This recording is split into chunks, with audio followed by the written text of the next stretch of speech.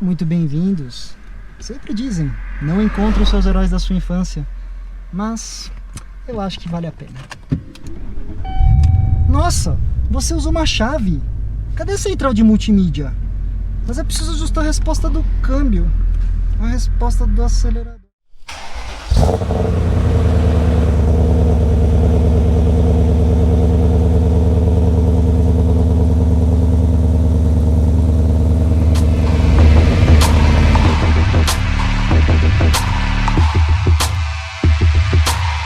O que se torna raro e em quantidades limitadas automaticamente se torna objeto de desejo. O M5 E39 é um desses casos. Pouco mais de 20 unidades importadas oficialmente para o Brasil, mas essa seria uma justificativa fraca demais. Para os padrões modernos, o que foi um dia estado de arte da tecnologia, hoje é um carro completamente analógico.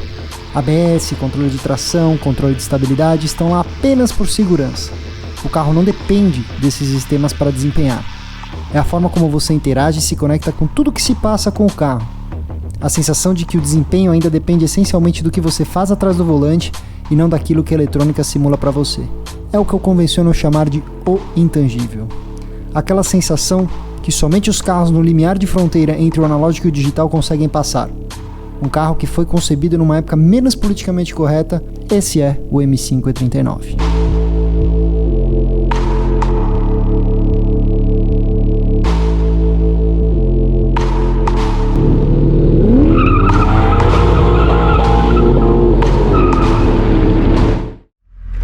Esse carro te entrega não é necessariamente a velocidade. O que esse carro faz por você é a sensação. E é nesse aspecto que uma M5 E39 é o último sedã puramente analógico e esportivo da história. Assim como na minha M3 E46, botão Sport, o que ele vai fazer por mim? Apenas vai me dar um acelerador com a resposta mais perfeita que eu já vi em aceleradores eletrônicos. Discutir um pouquinho de modificação, porque esse carro aqui não está puro. Esse carro pertence a um querido amigo. Ele está dentro do carro, mas ele não vai aparecer. E eu brinco que ele praticamente reconstruiu. Ele tem duas M5s em uma M5. Esse carro é completamente revisado. Se o M3 E46 é o Boy Racer, é o coupé, é o carro com a pegada mais esportiva, o M5 E39 ele é o carro mais diplomático. E bom, já que a gente fala tanto que esse talvez seja uma das experiências mais analógicas num sedã esportivo, só temos um jeito de falar isso para vocês da maneira correta, certo? Que é explicar um pouco mais da tocada dela.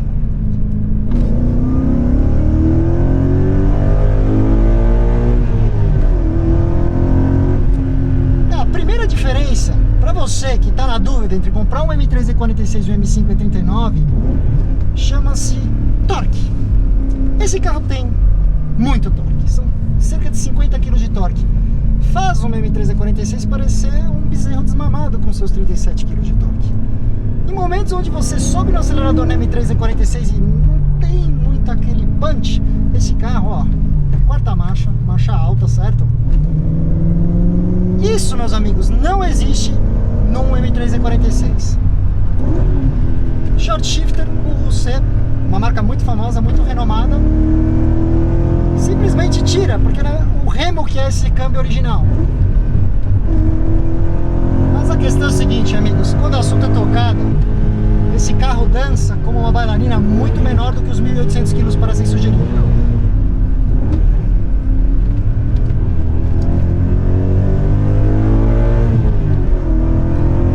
Delicado, porque você falar para a câmera e ao mesmo tempo querer aproveitar o que esse carro entrega de diversão é difícil pra caramba. Você nota, obviamente, que você está a bordo de um carro maior.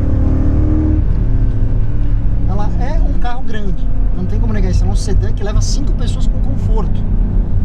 E isso se transfere na tocada dela. A suspensão dela, ela rola um pouco mais do que de um M3, tá? Era justamente a BMW atendendo a proposta. Na época que a BMW fabricava esse carro, meus amigos, ela não pensava nem em construir uma série 7M. Aliás, isso não existe até hoje. A despeito deles terem criado o X6M, X5M. Por Porque na cabeça deles não fazia sentido você ter um carro M puro, que é focado completamente na dirigibilidade, que fosse muito maior do que isso aqui. Só que uma coisa que eu posso dizer pra vocês, na categoria nada batia o M539. A Mercedes-Benz teve que vir na carroceria W211 com motor compressor e 476 cavalos para conseguir peitar esse carro na linha reta. Porque quando o assunto é curvas, nada na categoria se comporta como esse carro. RS6, C5, pode esquecer.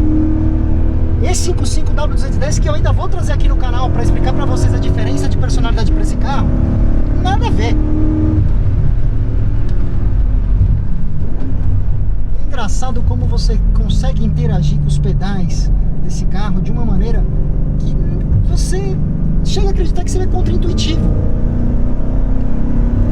A banda de RPM deles é bem diferente do motor 6 boca do S54 DM3, porque ele não tem aqueles momentos PQP. No S54 DM3 você tem mais ou menos 2 momentos em que o motor acorda para a vida, ali nos 3.500 e depois aos 5.000 RPMs mais ou menos. O carro se transforma. Esse carro não, é um soco só, o tempo inteiro. Ó, 2.000 RPMs. Resposta, resposta, torque, torque, torque, torque, torque, torque.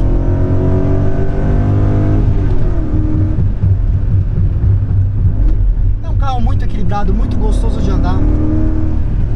Se eu estivesse falando pra vocês assim, nossa, porque é um canhão.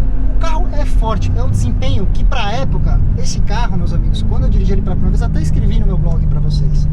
Esse carro adquiriu um apelido carinhoso no começo dos anos 2000 de Beast, ou Besta, porque de fato, nas autobahns alemãs e estradas pelo mundo afora, ele dava conta, por exemplo, de Ferrari 360 Modena, ele dava conta de alguns 911, tirando o turbo, obviamente, mas que aí não conta. Porque era simplesmente cultural. Esse carro original faz de 0 a 100 em 5 segundos, 5.1 segundos. Máxima, acima dos 300 km por hora se tiver sem limitador. Esse carro aqui, do jeito que está agora, eu garanto para vocês que está com desempenho consideravelmente acima do original. Mas o que nós temos aqui é um intake, nós temos um escape completo desde o coletor e um remap, certo? Original, motor 4.9, 400 cavalos, 49 kg de torque. Assim como no M3 E46, o conta-giros ele vai acendendo, vai apagando as luzes para permitir que eu possa explorar um pouquinho mais a curva de RPMs. Diferente da M3 e dos seus 6 cilindros em linha, aqui são 6.500 a 7.000 RPMs de giro. Acho que a melhor forma de explicar para vocês em termos de desempenho, de performance, de personalidade, esse motor lembra vagamente o tipo de entrega de uma C63. Você fala, nossa, mas são mundos à parte. Sim, mas é aquela sensação de você ter torque na resposta do acelerador o tempo inteiro. Só que, diferentemente da C63, esse carro tem um blocante ali atrás, um blocante tradicional M, que permite que as rodas passem o maior tempo possível girando de maneira uniforme. Isso dá uma previsibilidade absurda para a tocada desse carro. Esse carro tem o câmbio manual, coisa que você vai ter que se contentar com um câmbio bem esquisito da Mercedes naquela época. Mas a personalidade dos carros é muito parecida. Em ambos os casos, você nota que foram carros concebidos para te levar por longuíssimas distâncias, num ritmo muito forte, sem cansar quem está aqui dentro.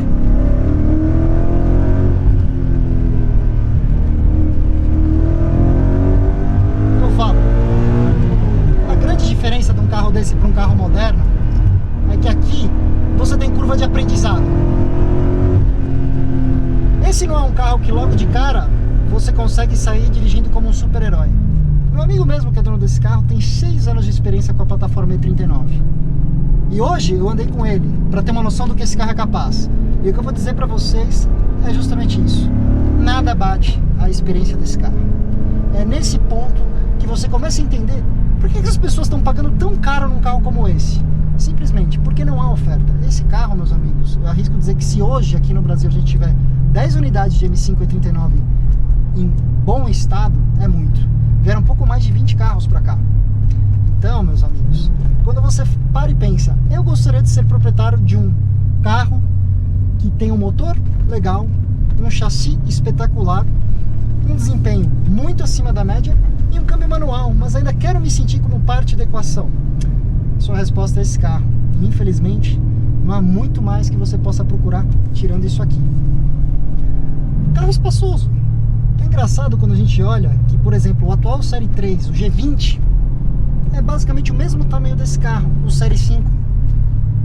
Esse carro, meus amigos, ele quase não existiu. Essa é uma das coisas mais trágicas sobre o M5 E39. Que a BMW depositou tanta fé e esperança no taco deles com a 540i na versão M Sport, que eles não viam muito a necessidade de criar um M5.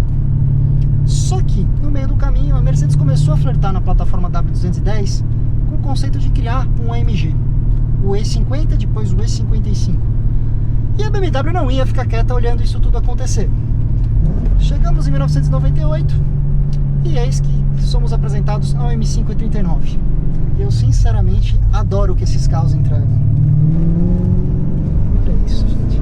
Eu noto o controle de tração. Eu não vou ser o retardado que vai desligar o controle de tração, mas eu vou até fazer de novo ali porque eu gostei demais, pra vocês terem a noção do que a frente desse carro é rápida. Ó. Você tira o pé, ela encolhe e aponta onde você quer. Rola um pouquinho a carroceria? Rola. Ela é um sedã, gente, de 1.800 quilos. Mas a questão é essa, meus amigos. Quem gosta de carro analógico, você pode comprar um M63 S0, um M5 Zero, um Audi RS6. Certamente eles vão ser carros mais velozes. Mas será que tão especiais? Esse é um dos carros de uma época onde a eletrônica estava aqui só para realmente ser acessória, para impedir uma grandíssima burrada. Esse carro, meus amigos, ele não precisa de ABS, EBD, controle de estabilidade, de tração, porque sem isso ele não funciona. Esse carro funciona perfeitamente sem nenhuma dessas coisas funcionando. Mas, quando você precisar, no momento de fúria, vai estar lá para te ajudar. A gente sempre tem muito esse medo. Será que você encontrar esse seu super-herói de infância é algo bom? A gente tem medo de se frustrar com a expectativa, com a experiência. Mas saia desse teste surpreso por tudo que esse carro entrega, por tudo que ele representa, pela raridade, pela exclusividade, pela experiência. Saia também muito feliz, entendendo muito bem a diferença dos produtos M3 e M5 dessa geração. Eu acho assim, não é uma questão de um ou outro, é uma questão de complementaridade. Se eu tivesse condições, amigos, quisesse montar uma coleção de carro, esse carro estaria lá no meio, viu? Se você me conheceu agora, não se esqueça de se inscrever no canal, curtir o vídeo, não esqueça de deixar o like. É a única maneira que o YouTube tem de entender que o que eu produzo é relevante para você e continuar recomendando novos conteúdos aqui no canal. E bom, se você gostou do que eu tinha para falar sobre esse carro, aqui nessa tela final vocês podem ver eu dirigindo em primeira pessoa o meu BMW 1M. A minha ideia é eu vou trazer o máximo possível de BMWs M épicas no canal para vocês. Valeu, gente!